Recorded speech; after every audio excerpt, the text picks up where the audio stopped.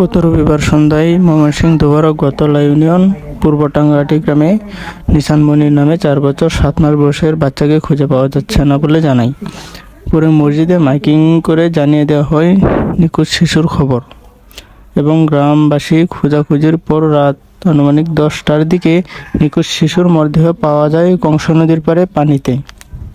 ঘটনাস্থলে পুলিশকে জানানো হয় এবং পুলিশ এসে তদন্ত শুরু করে এবং মরদেহ তুলে আনার পর গোসলের সময় শরীরের এবং যৌন স্থানে আঘাতের চিহ্ন দেখা যায় এবং যৌন অঙ্গ কাটা অবস্থায় পাওয়া যায় এবং গ্রামবাসীর সবার দাবি বিচার না হইলে তো এরকম কাম আর সবসময় হইব। অসুস্থ তদন্তের মধ্যে আমি বিচার চাই।